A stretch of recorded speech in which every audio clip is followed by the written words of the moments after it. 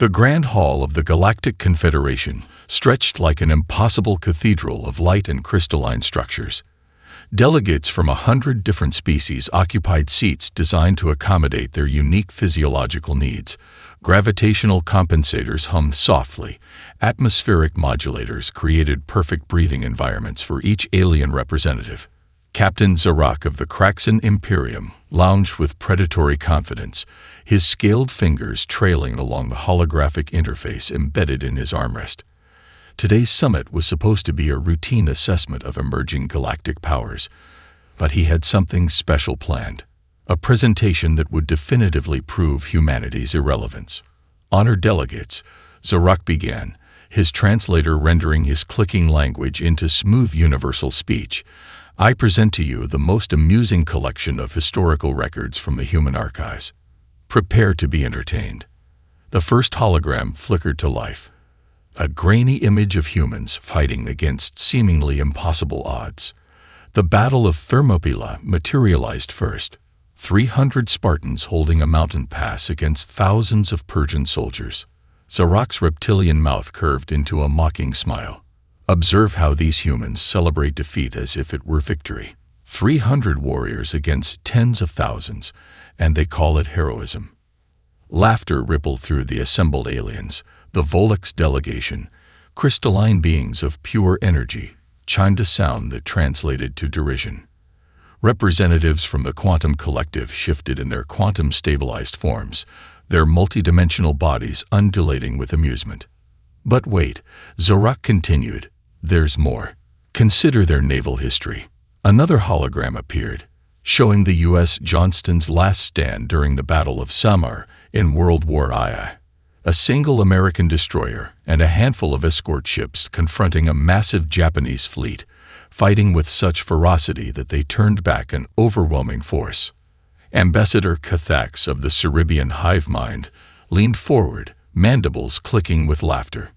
They celebrate losing ships as if they were winning. Such a bizarre species. Zarak projected more images. The defense of Stalingrad. The siege of Baston. Tales of human resistance that defied all logical military strategy. Each story was met with increasing hilarity from the alien delegates. To them, these were nothing more than primitive war stories, quaint legends of a species too young to understand the sophisticated nature of galactic conflict.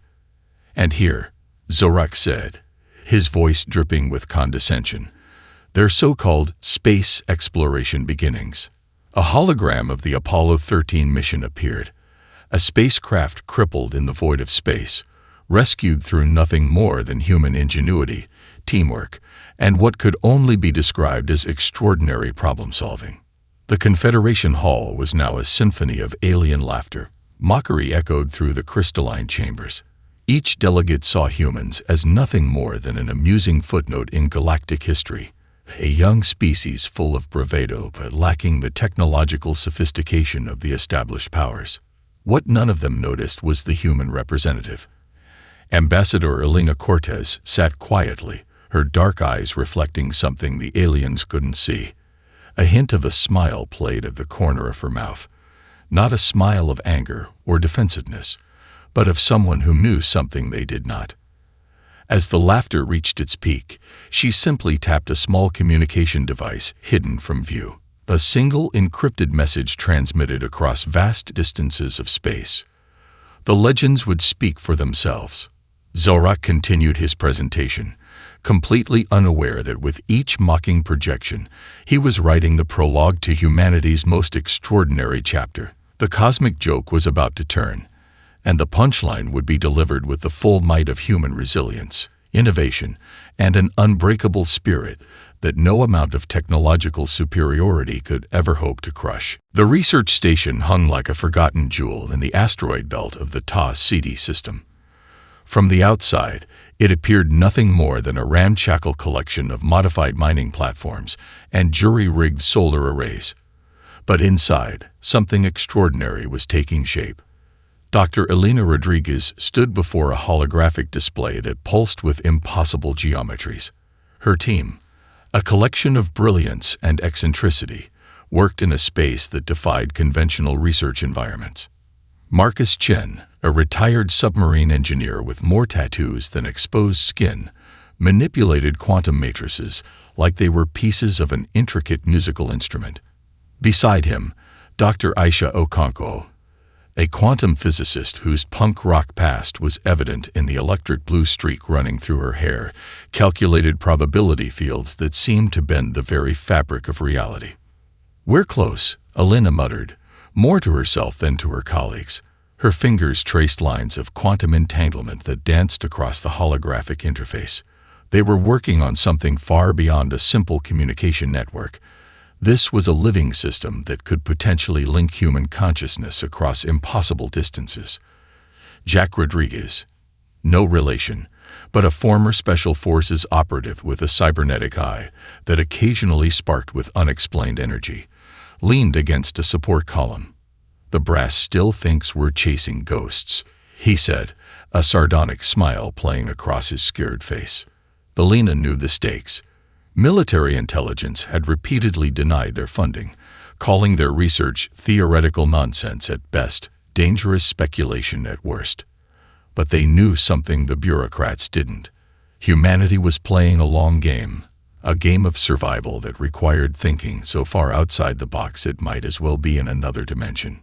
The quantum matrix before them was more than just a communication device.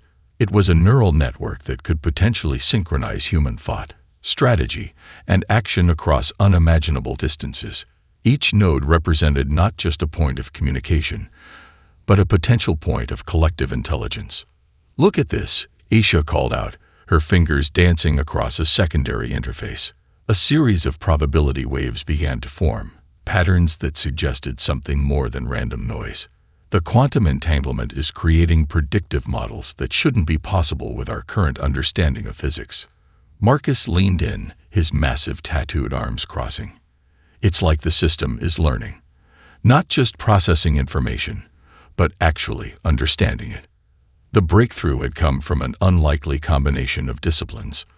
Alina's background in neurological networking, Marcus's experience with submarine communication systems, Aisha's quantum mechanics expertise, and Jack's tactical understanding had created something unprecedented.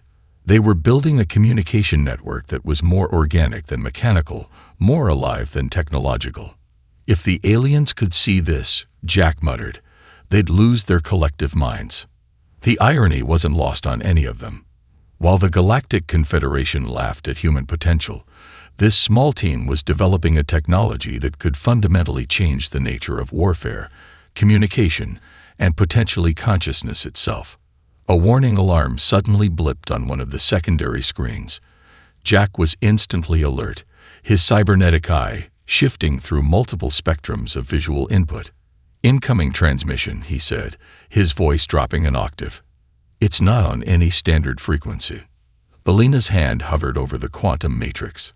Something was different.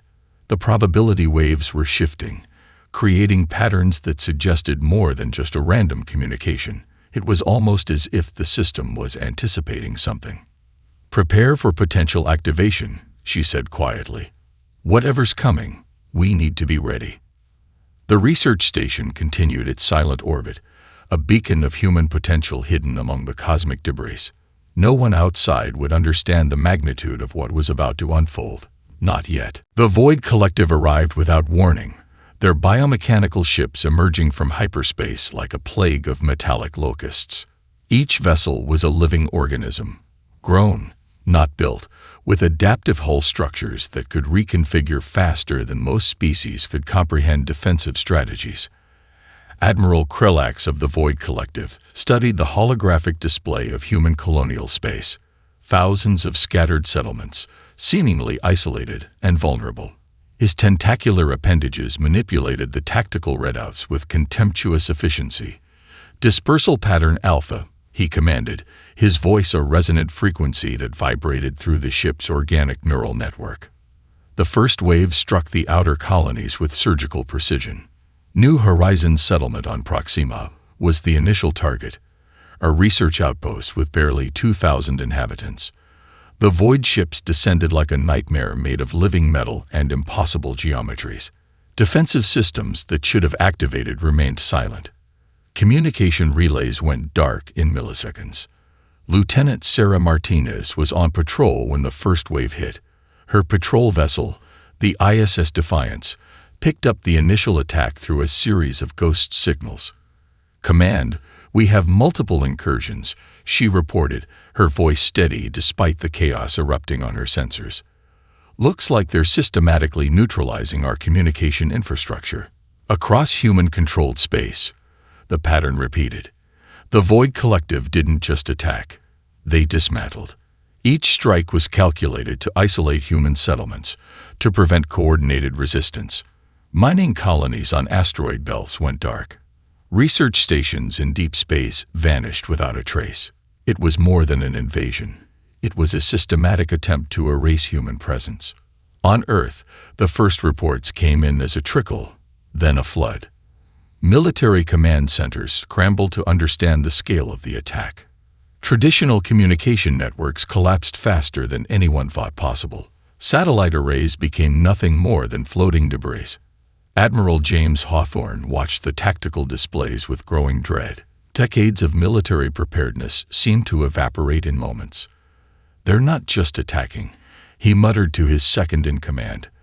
"They're surgically removing our ability to respond." The Void Collective strategy was brutally elegant. By destroying communication relays first, they prevented human settlements from coordinating any meaningful defense.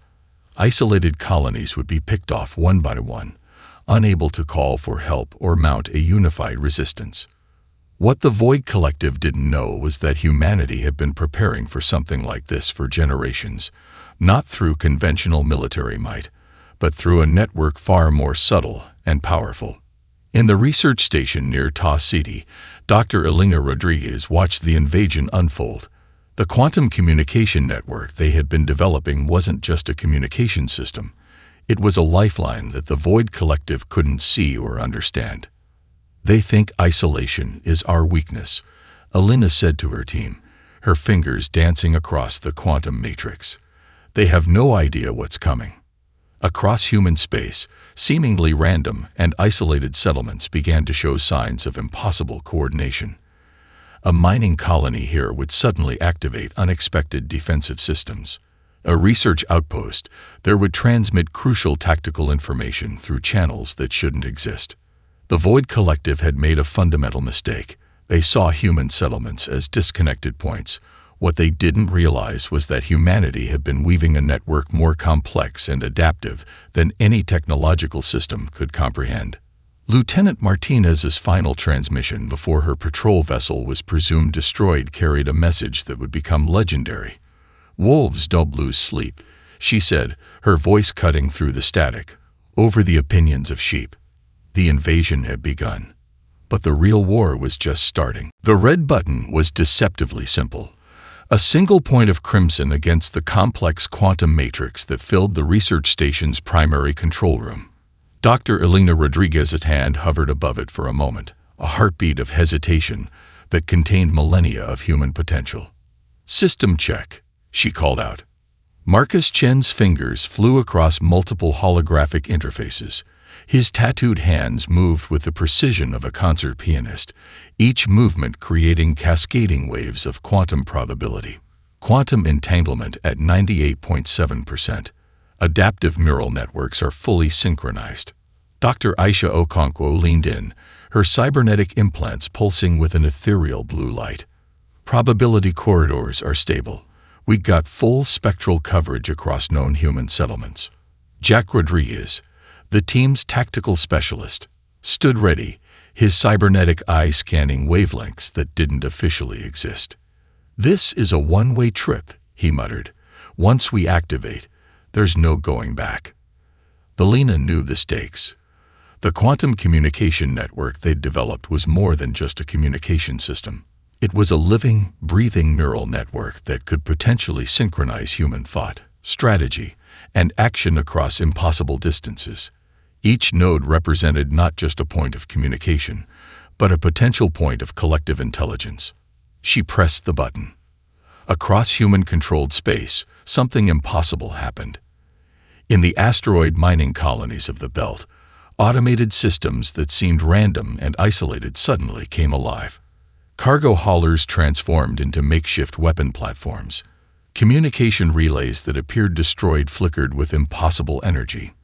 Mining lasers recalibrated into precision targeting systems. On the research station orbiting Europa, a team of marine biologists watching their colony's destruction suddenly found themselves connected to a tactical network they didn't understand. Experimental equipment became defensive systems. Laboratory containment fields transformed into energy shields. The quantum network was more than technology. It was a living organism of human potential. Admiral James Hawthorne watched in disbelief from Earth's primary defense command. Screens that moments ago showed total communication failure now displayed a web of interconnectivity that defied all known principles of military coordination. "This is impossible," his second-in-command whispered. "No," Hawthorne replied, a smile breaking across his weathered face. "This is human." Back in the Ta City research station, Elena and her team watched the transformation. The quantum matrix pulsed with living light, showing the impossible synchronization happening across human space. It wasn't just communication. It was collective consciousness. Jack's cybernetic eye tracked the emerging patterns. "We're not just sharing information," he said. "We're thinking as one." Aisha's hands danced across the interfaces. Each settlement is becoming a node, not just receiving information, but contributing to a collective strategy. "It's like evolution," Elena finished. The Void Collective's invasion strategy depended on isolation. They had systematically destroyed communication relays, believing this would prevent any coordinated human resistance. Instead, they had activated a network they couldn't comprehend.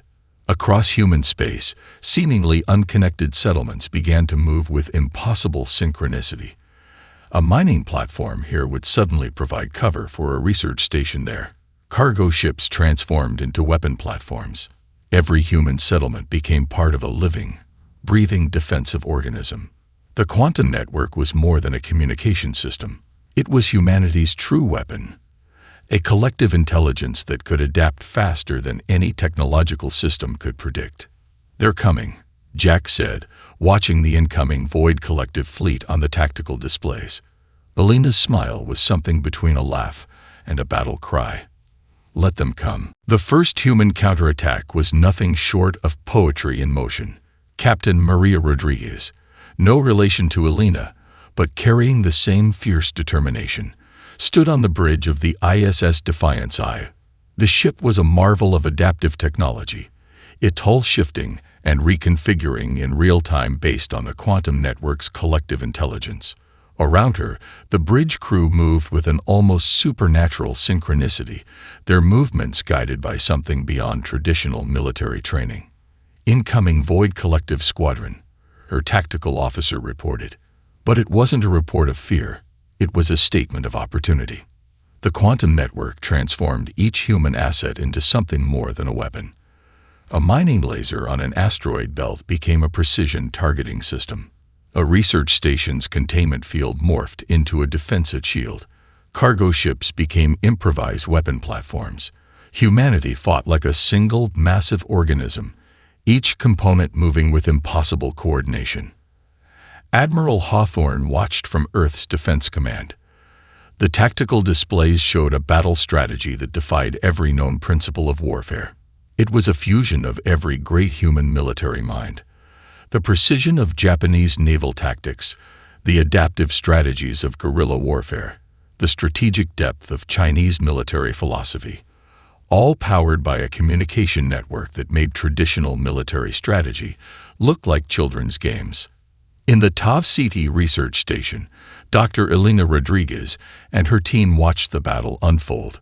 The quantum matrix pulsed with living light, showing how each human settlement contributed to the collective strategy. "It's more than communication," Aisha muttered. "We're thinking as one." The Void Collective's ships, living biomechanical monstrosities designed for surgical destruction, found themselves facing an enemy that didn't fight like any known species. Human ships appeared and disappeared, struck with impossible precision, and seemed to anticipate every possible counterattack before it could be launched.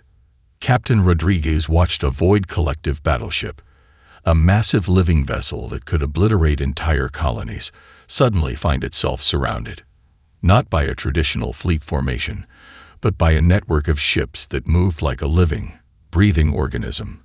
A mining platform here provided cover. A research station there launched a precision strike. Cargo ships transformed into weapon platforms in milliseconds. Target acquired, her tactical officer said. But it wasn't just a targeting solution. It was a collective decision made across thousands of human settlements. The quantum network was learning. With each moment of the battle, it adapted. What the Void Collective saw as random human movements were actually a complex, living strategy that evolved faster than any technological system could predict. Jack Rodriguez, now serving as a tactical advisor, watched the battle unfold. His cybernetic eye tracked probability corridors that didn't officially exist. "They think they're fighting ships," he said to Elena. "We're fighting an idea." And what an idea it was. Humans had always been adaptable. From the earliest days of their civilization, they had survived by being flexible, by turning limitations into strengths. The quantum network was the ultimate expression of that spirit, a technology that was more organic than mechanical, more alive than any weapon system. The Void Collective began to break. Ships that should have been invincible found themselves outmaneuvered, outfought by a species they had dismissed as primitive. Captain Rodriguez allowed herself a slight smile.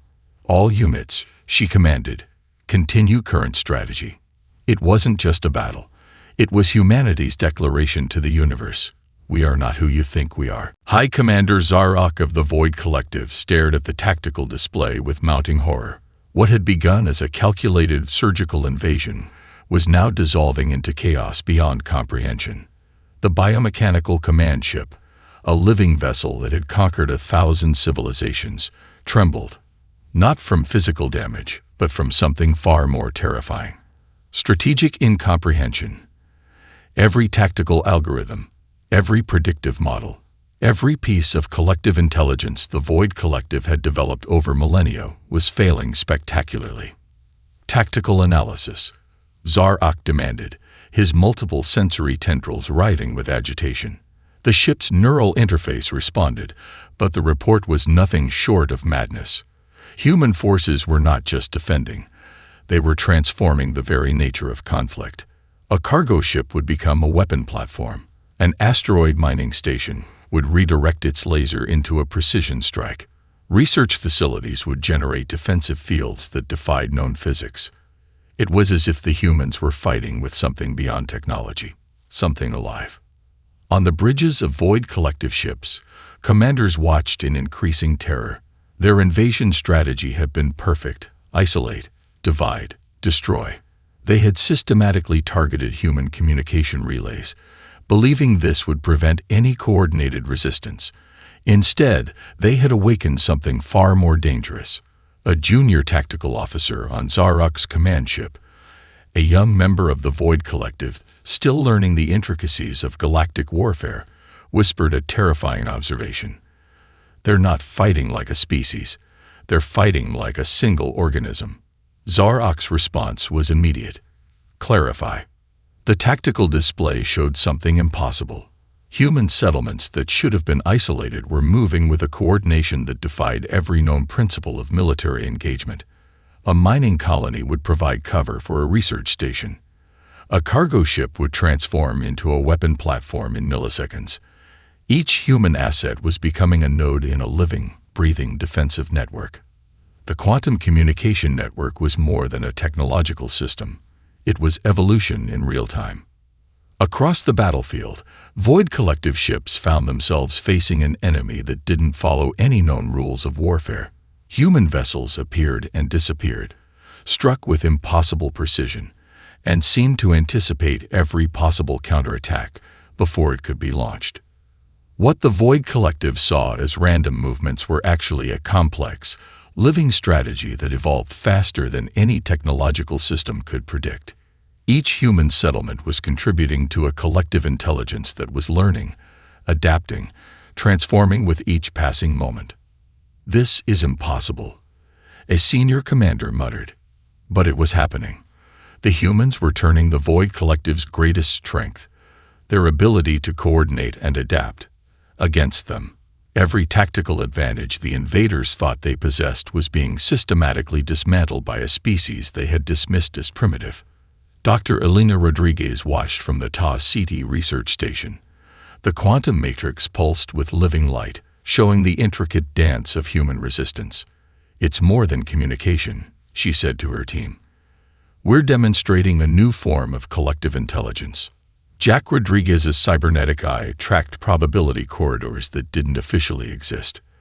"They think they're fighting ships," he muttered. "We're fighting an idea." And what an idea it was. The Void Collective's invasion was unraveling. Ships that should have been invincible found themselves outmaneuvered, outfought by a species they had completely underestimated. Zarok realized the terrible truth in that moment. This was no ordinary resistance. This was humanity declaring its place in the universe. The battle was far from over, but the outcome was becoming increasingly clear. The human counteroffensive became the stuff of galactic legend. Dr. Elena Rodriguez stood at the heart of the quantum network, her fingers dancing across interfaces that seemed to breathe with living intelligence. Around her, the HFY research station had transformed from a simple scientific outpost into the nerve center of humanity's most extraordinary weapon. "Full network synchronization," Marcus Chen reported, his voice a mixture of scientific precision and barely contained excitement. The quantum matrix pulsed with an energy that defied conventional understanding of physics, communication, and consciousness. Across human-controlled space, every settlement became a weapon. Asteroid mining platforms redirected their massive excavation lasers into precision strike systems. Research stations generated defensive fields that could absorb and redirect entire energy barrages. Cargo ships became mobile tactical nodes, their computer systems linked in a living, breathing network of collective intelligence. Captain Maria Rodriguez, leading the ISS Defiance, understood something the Void Collective never could.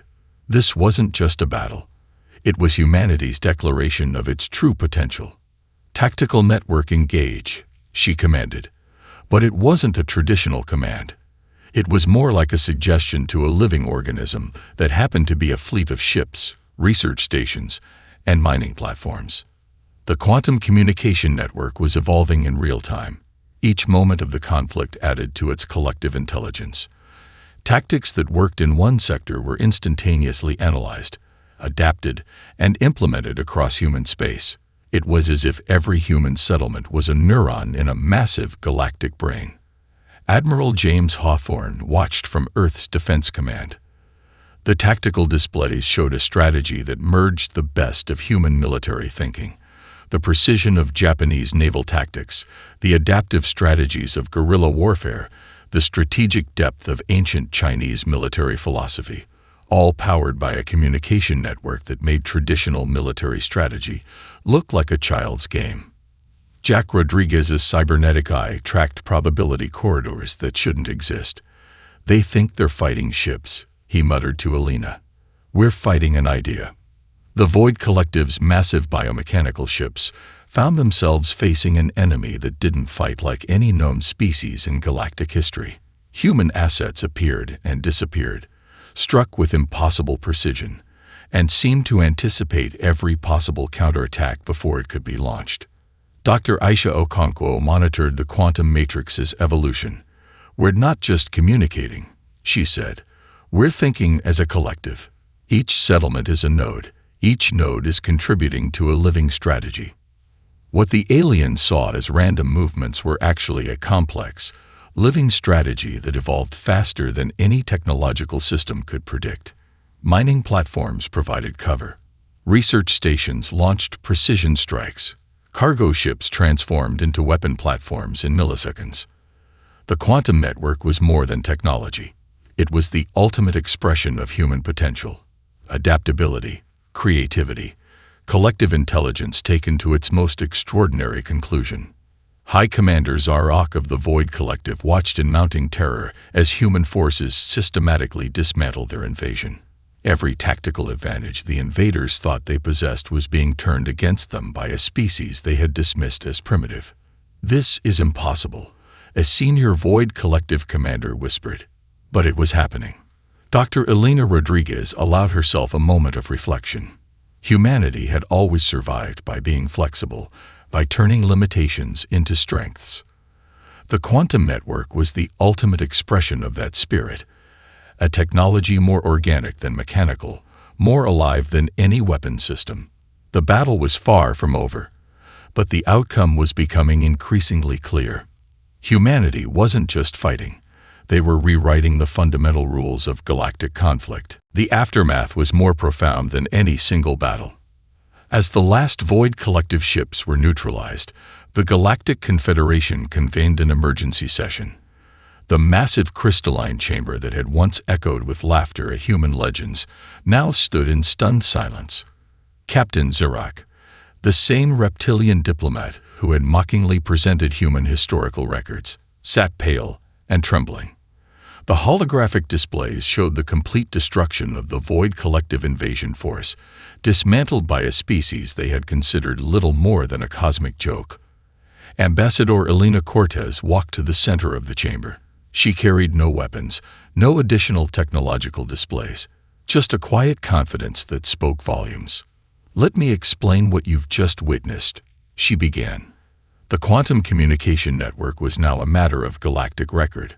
What had appeared to be random human settlements were revealed as a carefully constructed, living defense system. Each mining platform, each research station, each seemingly isolated outpost had been a node in a collective intelligence network that could adapt faster than any known technological system. Dr. Rodriguez and her team from the Ta City research station were called to explain the breakthrough. Marcus Chen's explanation was both technical and poetic. "We didn't just create a communication network," he said. "We created a method of collective consciousness that turns every human settlement into a living, thinking organism." The implications were staggering. The Galactic Confederation's military strategists realized they had fundamentally misunderstood humanity. What they had seen as weakness, human diversity, adaptability, individual creativity, was actually their greatest strength. Admiral James Hawthorne stood beside Ambassador Cortez, a living testament to humanity's resilience. "We've always been more than our individual parts," he explained. "Our strength has never been in uniformity, but in our ability to work together while maintaining our individual creativity." The quantum network became a subject of intense study. Alien scientists discovered something unprecedented. A communication system that was more organic than mechanical, more alive than any known technology. It wasn't just about sharing information. It was about collective thinking, collective problem solving. Jack Rodriguez, now a key advisor to the diplomatic team, explained the network's true nature. "It's not a weapon," he said. "It's an expression of human potential. Every settlement, every individual contributes. We're not just sharing data. We're thinking together."